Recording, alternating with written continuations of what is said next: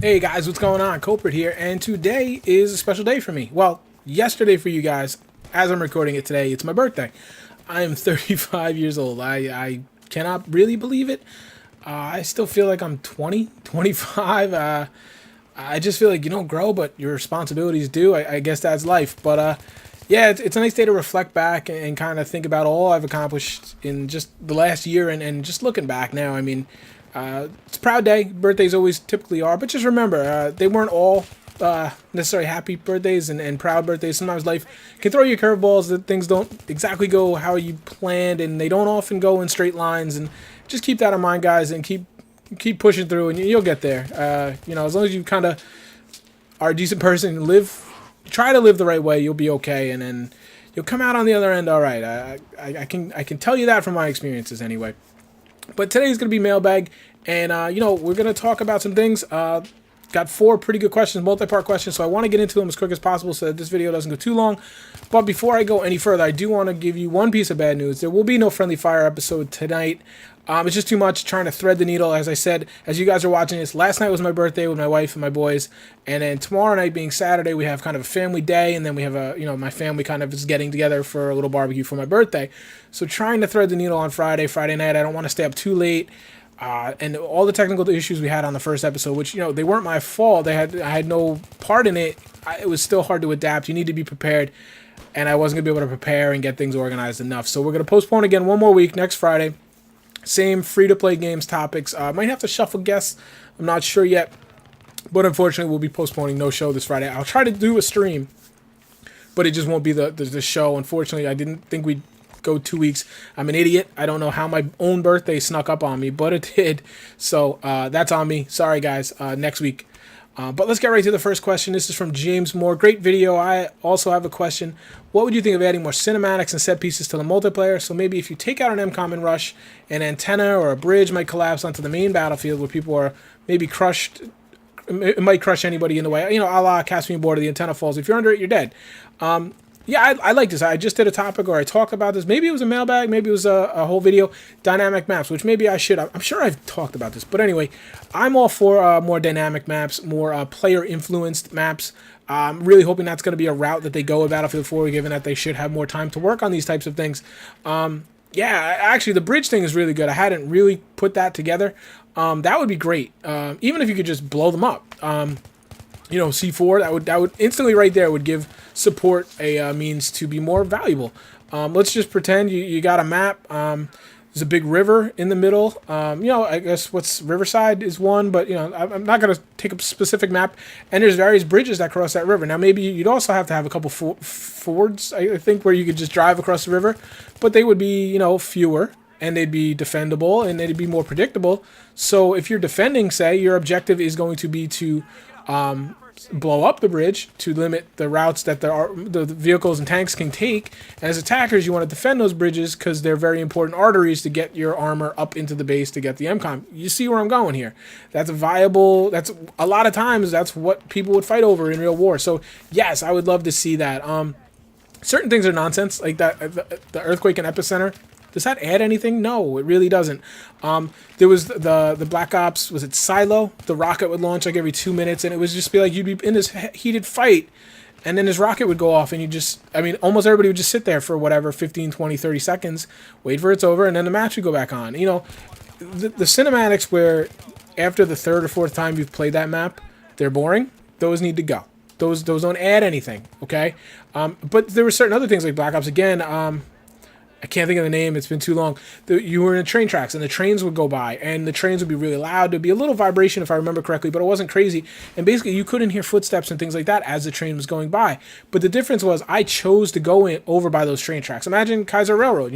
If you go by the train tracks, in your head that, all right, there's going to be noise here. There's going to be things I can't hear my enemies. They can't hear me. It's a part of the environment, and it's a decision I make. Think about what about Operation Firestorm or Zabalon Pipeline, where if you go into these factory machine, I'm talking about Firestorm, all the pipes and things, there's machines running and the loud noises, and then suddenly it's harder to hear your enemies. Maybe you can't even hear gunfire. These are elements that I want to see introduced, and environmental effects, I guess, that you have to deal with. I think that would be great. The bridge thing is good. I think that should definitely be in there. Thanks a lot for the question. It was a good one. Second question is from Mr. The Puppy. Good stuff, man. Enjoyed the video. I see what you did there with the again. Prior to YouTube, what kind of hobbies were you into? Well, immediately prior to YouTube, didn't have any because I had kids. I had my first son was baby. He was probably into about 2 years old. He's a little older than 2, and then I had just had my second kid right about when I started YouTube, a couple months before. And I knew what I was in for at that point, second kid. And you have children. When you have kids, you are homebound, largely. So I needed to find a hobby that was in the home, basically, because you spend a lot of time at home with your kids when they're babies. That's how I got into YouTube. So immediately before that, and I'll even go back, I think more your question is prior to kids, what hobbies was I into? I like to be outside. I like to play sports. I know I don't look like it. I'm not exactly the fittest guy in the world, but I've always been into sports. Golf was a big one. I used to play golf every chance I get. Haven't played golf in a long time now. It's pretty terrible because golf is one of those things it's kind of like FPS. If you stop playing, you get rusty real quick. You lose your game. Gonna get back into that soon. Hoping I can get my son into it. Then it'll be even easier. I've spoken a lot about poker. Poker was a big passion of mine for a while, a couple of years. I played it a lot, and I burnt out on it. I didn't like it as a lifestyle. It wasn't about the money. The money was actually pretty good, but very stressful. Lots of mood swings. Didn't like who it was making me into, so I had to walk away from it. I used to always dabble in websites, website development. I used to almost flip websites. I'd start them, build them to a certain level, and then sell them. I did that for a long time. I've always been kind of nerdy of reading books. I love to read, but typically sports, anything sports related. I'm a big sports fan. Things like that. So a lot of things have shifted. Like you said, when I had kids, that kind of got me in the house a lot more. My first child. And that got me back into gaming, which I had a long layoff of. Gaming had always been something growing up, but then it had stopped when I was about 25 to 32, 33. And that's, really when I started having kids, maybe 30, something like that. And then, I was living life. Met my wife. We were doing that whole thing out with friends as newlyweds and these things. I'm buying my house. Prior to my wife was hanging out with my buddies, the whole college phase, partying, having fun. Been there, sowed the proverbial oats, so to speak. And, I'm pretty happy where I am right now. So, yeah, thanks for the question, puppy. Question 3 is from Paul T. Hey, Kulprit, I just subscribed 2 minutes ago, but I really liked your videos and hope you keep watching your videos for a long time. As do I, sir. Thank you so much. Glad to have you aboard. Enough buttering your ass. Capture the Flag has been receiving the poking end of the hate stick. What are your opinions on this? I wouldn't say I'm on the hate stick at all. Capture the Flag is a good game mode when it's played between two teams that are coordinated and working together, competitive. I.e. a competitive team. I enjoy watching that. Capture the Flag on public servers, I've never had a good experience with. Public servers don't work together, and Capture the Flag, to be good, you have to work together. I was not excited when I heard this coming to Battlefield 3. I just didn't think it was going to work. Again, I don't know why developers always think their game is going to work with Capture the Flag when they don't have tools to work together, i.e., in-game VoIP and things like this. I would have much rather seen them go with a different game mode. I think the game would have been better served with a different game mode. With all that said, the way they went with Capture the Flag, I don't like at all. If you wanted to tell me it was just motorcycles and Humvees, then that would have been fine. I think once you start adding the tanks and especially the helicopter, I think it's just too much. It's just, for me, it's not fun, and that's my bias. I do have a personal bias there, being an infantry guy. But even then, I've read a lot. It's just too much. It's too much. The maps I'm not crazy about. But I will say, I have enjoyed it more than I thought I would. It seems to me like you either go in and have a great match, usually when I'm with a whole bunch of friends, and we can kind of split across teams, so we have at least a squad on each team playing really hard. But if I ever try to not do it with friends, it's usually just, kind of camping around the base. So I'm not a big fan of that. Do you think secondaries should be more powerful, such as being able to put attachments on pistols, such as heavy barrels, flash suppressors?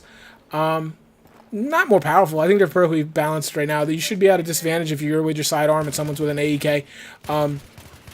Attachments, sure. I mean, do you really need a heavy barrel on a pistol or a flash suppressor? I don't really think so. But maybe, you should be able to choose a suppressor, laser dot. If you want to slap a friggin' optic on there, go have at it. But there should be trade-offs, like with everything. What is your go-to sniper rifle? Also, can you post some recon gameplay? I love watching sniping. If you hadn't said in the first sentence, I just subscribed to you 2 minutes ago, I would have known by that last part. Because clearly you haven't watched a lot of my older videos. I'm not a sniper. I'm not a recon player, really. I'm terrible at it. I don't like to sit still. My aim is bad with regular rifles. It's not that great. That's probably the weakest part of my game. So sniping just doesn't work for me. You're probably not going to see any on this channel. Maybe Battlefield 4 will be different. I don't think Battlefield 3 is really designed for snipers, honestly. So I think it's poorly designed. Actually gets me to my next question. So no, you're probably not going to see it. What is my favorite sniper rifle? My go-to sniper? It's probably the AS Val, if that answers your question. Typically use an all-kit gun when I run recon. So sorry about that. I don't think it's entertaining for you to watch me snipe. It's really not. It's quite boring. So, but thank you for the question. Thank you for subscribing. I hope you stick around. Glad to have you. And the last question is from my buddy Flames of Hell. Hey, Kulprit, question about next episode. Do you think reverting back to the BF2 kit system will be more beneficial for balance? Well, I'll say this. I'm not up to the minute on Battlefield 2. That was years ago that I played it. My memory of Battlefield 2 kit system it was very restrictive, and I felt like there was probably too many of them. First of all, I mean, I think we could do for more than 4 in Battlefield 3, but I think Battlefield 2 after the expansions had too many. It was very restricted and smothering almost. It's weird. It was a lot more of a grind, obviously, to get new weapons and things. But what I would just like to see them do is kind of take what worked out of Battlefield 2, take what worked out of Bad Company 2, and take what worked out of Battlefield 3, and let's design a better system. Again, I think they have more time to do these types of things with the, kind of the expansion on Battlefield 3 that they're doing for Battlefield 4. So I hope they'll come up with a better system. I've done a lot of videos on how I think that could go. But I wouldn't like to see a straight revert back to Battlefield 2. No. Same with Bad Company 2. I think that had its issues as well. But I will say, I clearly think Battlefield 3 needs some balancing, obviously, and I've done several videos on that. Part 2, should scope glare be removed? A sniper recon hardly do his job if he's spotted. On BF2, you had to look for a muzzle flasher gun. Obviously, we have a Battlefield 2 fan here. Should it be removed? No. I like scope glare, and I think that the objective of scope glare is to keep a sniper from camping a hill and just staying stationary all match. I understand that is what a sniper's supposed to do, pretty much. But in a video game, I don't think it works. I think it's more frustrating than it is an addition to a match. I think it keeps people moving. Listen, I understand how it would annoy someone who's trying to snipe. And to those few people that out there that actually play the recon role, where they would get up on a hill, use a scope to spot, recon, communicate with your team. Yeah, that stinks for them. But typically, it's there to defeat the guys that are just going to sit on a hill, hard scope one spot and kill people over and over and just frustrate the heck out of people. Now, do you want to tell me maybe they should add something like a scope shroud or a ghillie suit or something like that as a sniper you can pick as an attachment to your gun? So maybe you lose that straight pull bolt. Isn't that what it's called? That's how little I know about sniping. You lose that because you want to pick a scope shroud. I don't know. That's perfectly fine. You want to make someone make a decision on a balance like that. I'm okay with that. There's other ways to do it. I don't think you have to always just either remove something or add something. But I like scope glare. I think it keeps the game moving. It does kind of put an emphasis on movement, and I think that's good overall for the game. Thanks a lot, guys. I appreciate your questions. Remember, guys, have a good weekend. I'm going to have one. I'm going to sit back with my family and enjoy things, add a little perspective, and play some League of Legends probably. There'll probably be a stream Friday night of some sort. I just not sure what. Maybe I'll try my first League match against real players, because I've pretty much been playing bots, so that would actually could work. Maybe I'll bring in a couple ringers to help me there. But I don't know. We'll see. But there will be no official Friendly Fire show. That will be for the 26th, I think it will be. Sorry about that, guys. We will get flowing on that as we go. I did say that wouldn't be weekly, but I didn't think it would be this big of a layoff.